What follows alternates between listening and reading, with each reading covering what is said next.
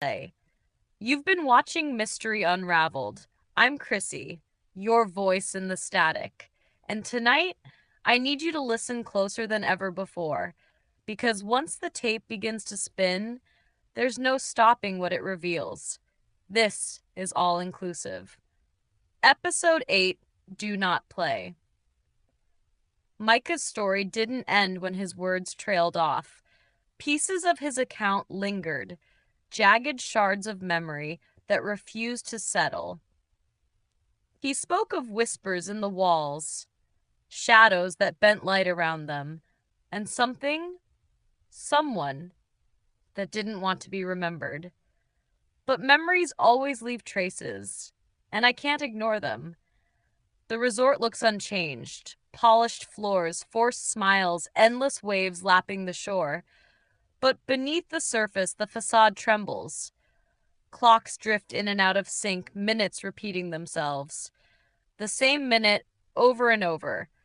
A second hand ticking, then sliding backward, then forward again, as if time itself can't decide. Light fixtures buzz when I ask the wrong questions. One moment, warm light, the next a cold hum searing against my skin. And the guests. I stop one in the hall, ask about his stay. He smiles, tells me about the food, the beach, the staff.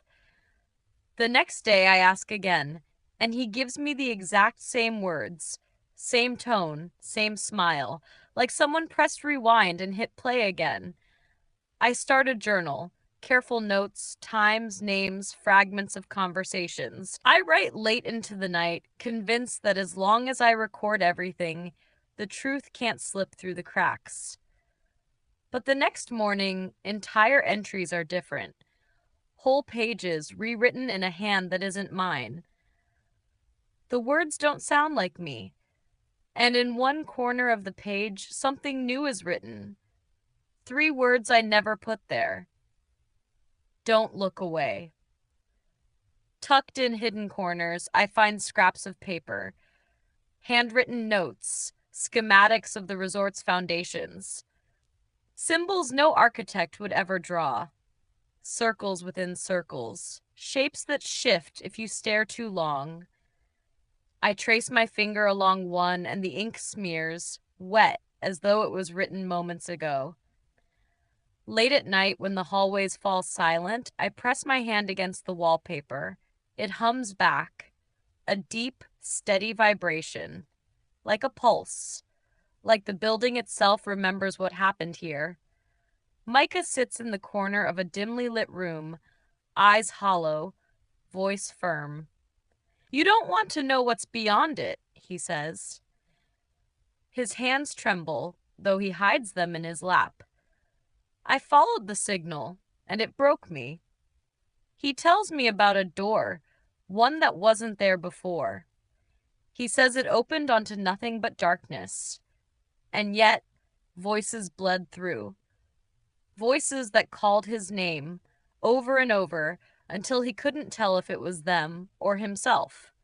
At first, he thought they were memories. Then they started answering his thoughts before he spoke them. Repeating back his secrets in a voice just slightly off, like an echo from a throat that wasn't human. He says the signal didn't just follow him. It tried to walk out of him, and for a moment his shadow stopped belonging to his body. It leaned forward while he stood still, reaching, stretching, pulling toward that door. Avery, if you keep going, you won't come back the same. But that's the problem. I can't not follow it, because every step closer feels like peeling back the veil, and stopping now would mean letting the truth rot in the dark. Out by the bar, a stranger asks too many questions, too polished, too rehearsed. Agent Caro has people here. I can feel it. In the staff lounge, I overhear a meeting. They call it policy changes. No guest allowed in the halls after midnight. The pool closed for cleaning. Phones disconnected for upgrades. But it isn't policy. it's control. One staff member tries to whisper to me as I pass, her voice shaking, eyes darting toward the cameras. She promises to tell me everything tomorrow. But when tomorrow comes, she's gone. Her room empty, her name erased from the schedule, and where she slept, the mattress has a deep impression, as if someone heavier than her had been lying there. Caro is planting doubt, spreading false trails. He wants me blind, but every lie only sharpens the edges of the truth. In the service wing of the resort, where no guest is welcome, a locked door breathes with a faint vibration. When I press my ear against it, I don't hear silence. I hear recordings, not just one voice, dozens, men, women, children, their words tangled together like overlapping radio channels. Some crying, some begging, some whispering, "Don't let through." Others chant my name. Avery, Avery, Avery. The closer I press, the louder they get, until it feels like my own thoughts are being pushed out of my head. I hold up my recorder, press play, but when I listen back, there's nothing, only silence. The next day, I return to the same hallway. The door is gone. Just smooth plaster where it had been, as though it never existed. But my bones know better. Something was there. Something still is.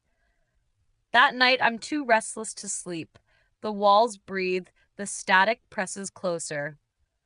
And when I return to my room after pacing the hallways, something waits for me on the bed.